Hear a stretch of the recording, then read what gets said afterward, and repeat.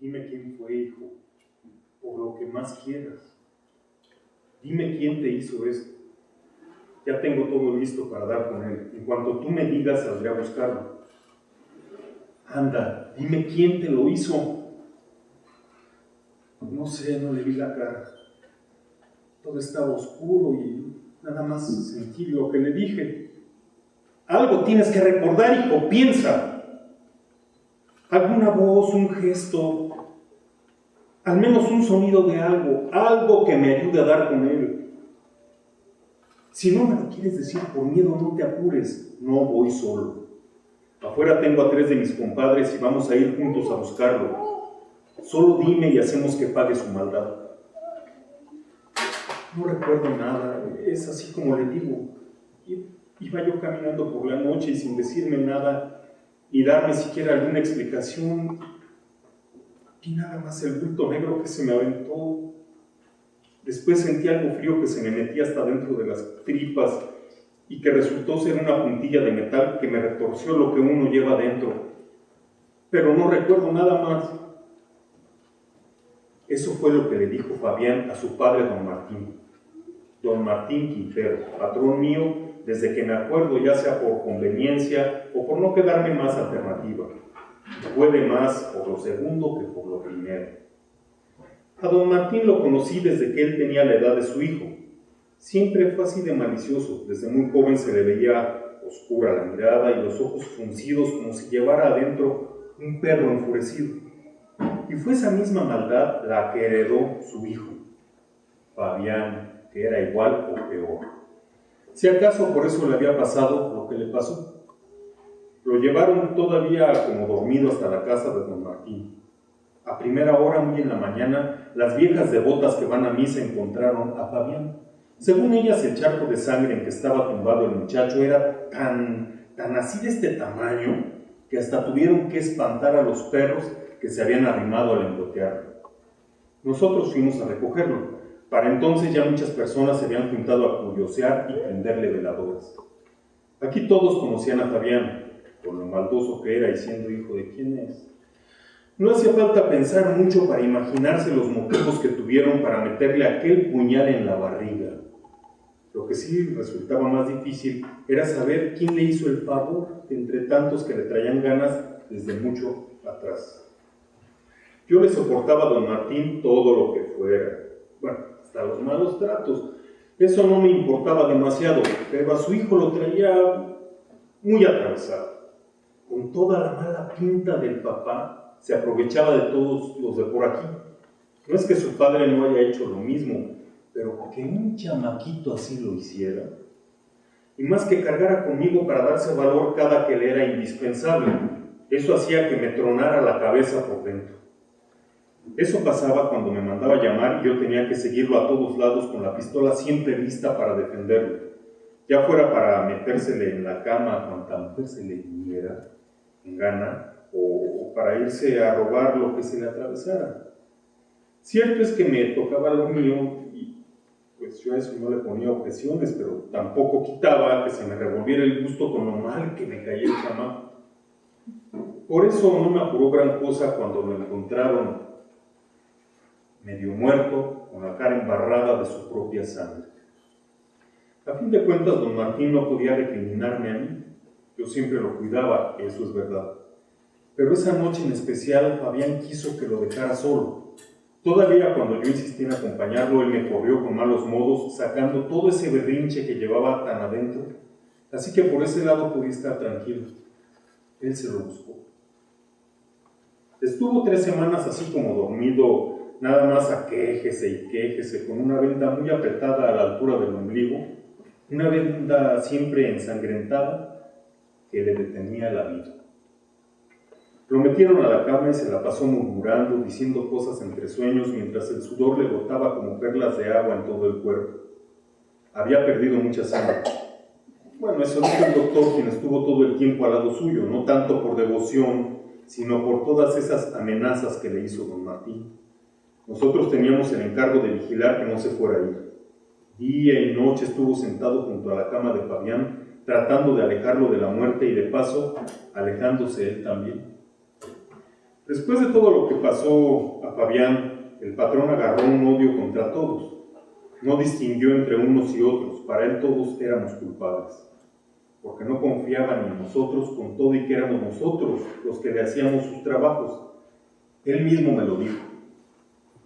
Mira, Javier, dentro de esta bola de infelices está el que le hizo esto a mí. Si les damos a todos parejos, también le vamos a dar a ese en la cabeza. Y más le vale que sea de este modo, porque donde me entere quién se lo hizo, peor para él. Y así fue como comenzamos a arrasar con todo. Mientras el padre de la iglesia daba misas por la pronta recuperación de Fabián Quintero, nosotros obedecíamos lo que nos mandaba don Martín.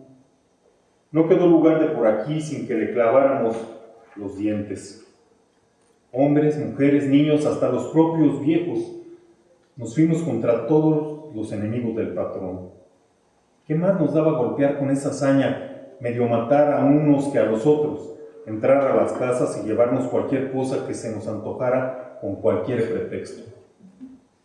Teníamos el permiso y a nosotros eso nos dio manga ancha para lo que se nos antojara. En todos esos días en que Fabián estuvo en cama a punto de morirse, a don Martín se le soltó el diablo que llevaba dentro. A todos nos tocó, desde los peones hasta la gente que vivía más allá de Cuatro Lomas. Pero sin importar a cuántos aplastábamos con toda nuestra fuerza, el patrón seguía con las mismas, sin saciarse. Se veía más sediento cada vez. Esa sed de sangre que con nada se aplacaba y que lo empezó a consumir muy despacito. Primero se le descompuso la cara hasta volverse colorada. Después le vinieron unos dolores en el pecho que lo hacían doblarse para enfrente y a veces también para los lados. Clavaba las rodillas en el suelo mientras batallaba para llevarse el aire a los pulmones. Al final, esa furia se le fue volviendo miedo. Comenzó a desconfiar de todos como si fuera un animal acorralado. Fue ese mismo sentimiento el que hizo que dejara esta tierra seca, llena de un aire a muerte que se levantaba en medio del silencio. Porque después no se conformó con ordenar que golpeáramos a todos. A muchos otros de los que sospechaba más sin que existiera algún motivo, simplemente los mató. Pasábamos con él a la cabeza tocando de puerta en puerta, cumpliendo con la lista que nos entregó. Se llevó a media decena por delante. Para entonces, este pueblo se vistió de soledad. Casi nadie se quedó por estos rumbos. Fueron huyendo todos juntos, en manada, mientras nosotros nos hacíamos de la vista gorda con tal de no alertar a don Martín, dejando que más de medio pueblo saliera huyendo de esta muerte que tenía el mismo nombre que el patrón. Cuando ya casi no quedaba gente por aquí, los poquitos que se habían salvado se la pasaban encerrados en sus casas, despertó Fabián. Al principio tenía la mente en blanco, como si todos sus recuerdos se le hubieran escapado de las manos. Después, con muchos trabajos, fue recordando poco a poco. Comenzó a unir retazo por retazo lo que le pasó, hasta que pudo decirle a don Martín unas cuantas cosas de esa noche, pero no logró ponerse en pie ni en ese entonces ni después. La debilidad lo había tumbado para siempre. A mí me tocó también estar al lado suyo. Tenía que estar junto al doctor sin dejarlo descansar, cuidando de que no se fuera a separar de aquella cama desde donde Fabián nos miraba con ojos asustados. Aquellos ojos estirados, moribundos y apagados que se quedaban viendo un mismo punto en la pared como si estuvieran observando la sombra de la muerte. Lo cierto es que se le veía la resignación muy metida en la mirada. El doctor hizo de todo para tratar de mantenerlo en esta vida. Al principio le ponía inyecciones, fomentos de hierbas en la frente, y cuando vio que nada funcionaba, comenzó a rezar. Rezaba para que Fabián se pusiera bueno y sano, para que se fortaleciera de milagro y se levantara a respirar. Solo así se salvaría él también. Pero la salud jamás llegó. Fui viendo cómo a Fabián se le entristecía el cuerpo entero, cómo se le vencía la cabeza sin que él pudiera hacer mucho para sopesarla, cómo se le iban las manos para abajo cuando trataba de levantarlas, hasta que no le sirvieron ni para llevarse la comida a la boca. Ya para entonces no había nada más que hacer. Por más esfuerzos que hizo el doctor, el cuerpo de Fabián se iba haciendo cada vez más como un trapito lacio, como si lo hubieran exprimido. Le costaba trabajo hablar y acabó por no reconocernos. La fiebre le nubló los ojos. Arrastraba la cabeza de un lado para el otro, sacudiéndola con toda la violencia que podía, como si quisiera quitarse una venda de los ojos. Después le llegó la desesperación y en los intentos que hizo por moverse le vinieron los vómitos de sangre. Entonces se dejó caer de golpe y se fue quedando dormido, aguantando el peso de la muerte.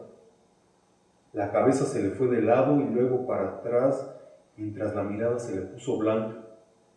Luego cerró los ojos un poquito y ya no pudo respirar, ni porque murió con la boca muy abierta. Así fueron los últimos minutos de Fabián Quintero. La noticia le pegó duro a don Martín. Se encerró en su cuarto esperando que la pena se marchara, tratando de tragársela con cuanta botella se alcanzó a tomar. Ese día las campanas estuvieron repicando desde antes del amanecer. Fabián se quedó dormido y ya no despertó. Nosotros alcanzamos a escuchar los campanazos hasta el libramiento de la cofradía. Hasta allá fue donde nos encontramos al doctor, que traía tanta prisa para irse luego de que vio que eran las últimas horas de Fabián. Aprovechó el alboroto que se armó con el presentimiento de la muerte y salió corriendo. Lo dejamos muerto donde lo encontramos, tirado entre la sombra de los árboles, mientras las campanas seguían sonando con una tristeza que a uno se le entristecía también el corazón. No alcanzó más que a decir ¡Jesús!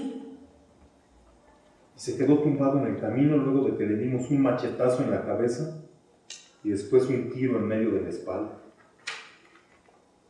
Fueron 6 días de campanazos, 6 días con sus noches de ese sonido de campanas llenando el aire con sus gritos roncos. Era un ruido que ya no se aguantaba, se metía muy adentro para llenarnos de desesperación y allí se quedaba dando vueltas como un eco moribundo. No era que don Martín quisiera recordar a su hijo, sino que quería volvernos locos a todos los que nos quedábamos por aquí. Pero él fue el único en volverse loco de verdad. La borrachera le duró 3 días. Daba pena verlo con los pelos embarrados y ese sudor lleno de polvo haciendo surcos en su cara. Paseaba botella tras botella como si quisiera acabar con el abasto del lugar. Hubo misa a cada rato. Teníamos la orden de obligar al cura a celebrar al menos 3 misas al día por el alma de Fabián. Misa tras misa con la iglesia vacía.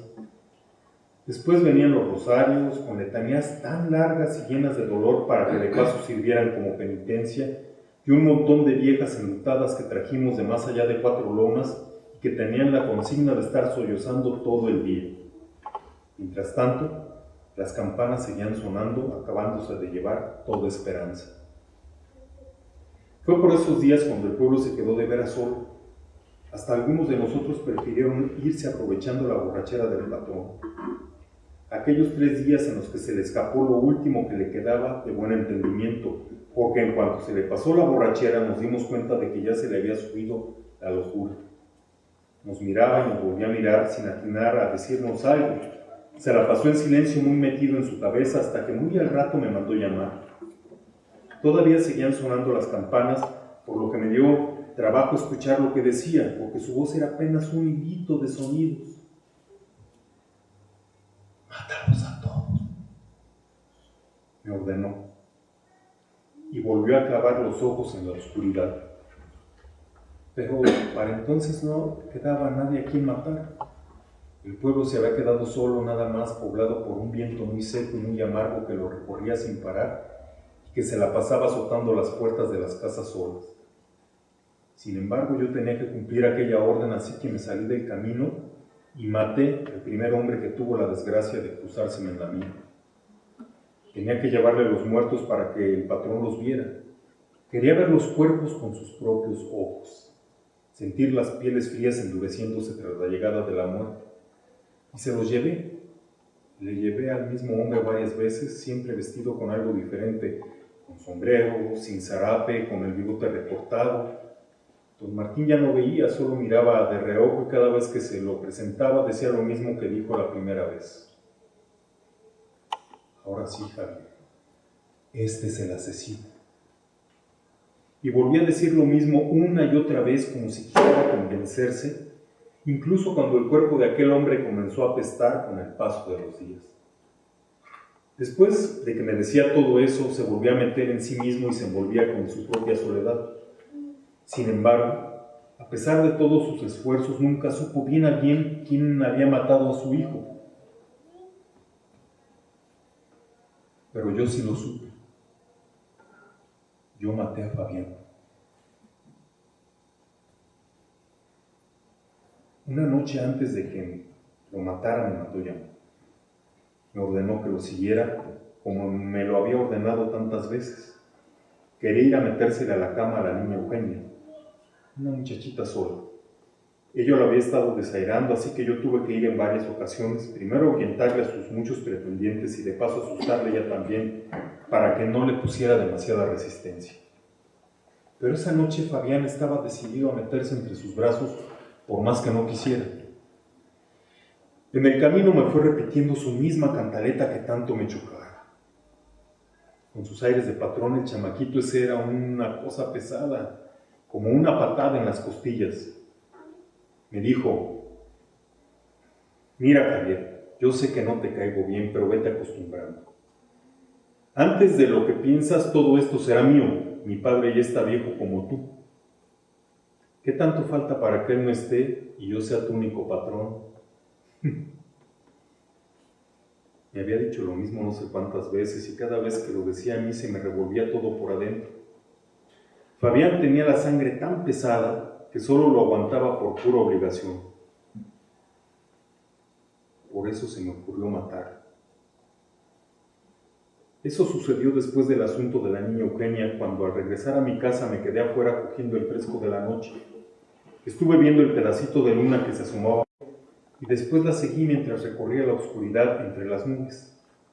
Allá junto a la milpa que bordea la sierra, alcancé a ver la sombra de los animales que se habían juntado a descansar después de estar pastando todo el día. Me puse atento al ruido de los sapos y me entró una nostalgia que hace mucho no sentía. Nada más me acuerdo que los ojos se me llenaron de aire fresco y me entraron unas ganas de salir corriendo para disfrutar de esa libertad que de pronto se me había metido. Pero luego me acordé de don Martín y de Fabián. Ellos me tenían muy agarrado y me entró coraje.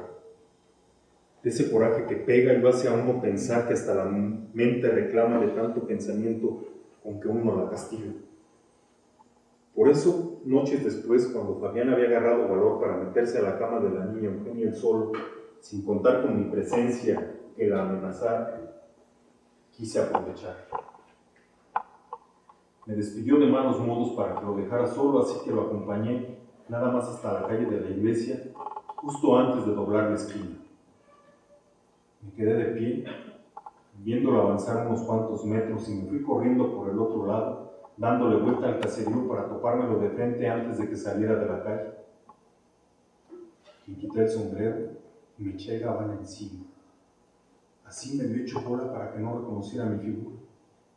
Y lo vi venir, encaramado como él. Avancé hacia él cojeando y encorvado como si fuera un viejo contraído, y cuando pasó a mi lado y él se esforzó por apartar la vista y no toparse con mis ojos, porque decía que le daban asco a los viejos de este pueblo, aproveché para clavarle aquella puntilla de metal que tantas horas estuve afilando de uno y otro lado. Sentí su cuerpo suavecito, mientras yo le encajaba el puñal más y más profundo cada vez. Se le doblaron las rodillas y se fue debilitando mientras yo sentía los chorros de sangre cayéndome en los pantalones. Quiso gritar, pero le pegué en la oreja con tantas fuerzas que se quedó tirado moviéndose como un enfermo de desmayos. Nada más terminé de darle vueltas al cuchillo, retorciéndolo muy bien y haciéndole más grande el agujero para que se desangrara a gusto. En la mañana nos llegó la noticia y me encontré con que siempre no se había acabado de morir. Fabián estuvo muchos días dormidos. Después se fue a descansar en paz. Cuando don Martín salió a la calle y vio que todo esto se había quedado solo, Miró despacio, moviendo la cabeza para todos lados, fijándose en la soledad que soplaba por aquí y que levantaba unas nubes de polvo que iban por todo el pueblo sin encontrar un acomodo. Abrió la boca y dejó que la tierra se le metiera en la garganta. No tenía con quién seguir descargando su odio. De modo que ese sentimiento se le quedó trabado y lo volvió loco. ¿Ya de veras? Se tragó su propio corazón y así se la pasó, atragantado y solo como solamente pueden estar los animales carroñeros. Se atragantó de pesares hasta el día en que él también murió. Cierto es que yo quería matar a Fabián Quintero, pero no me imaginé el dolor que sentiría su padre. Yo dejé que don Martín se muriera despacito, sin que nadie lo ayudara, para darle tiempo de hacer su examen de conciencia, y así tal vez se arrepintiera. Al cabo que con él no era el problema. A él sí le temía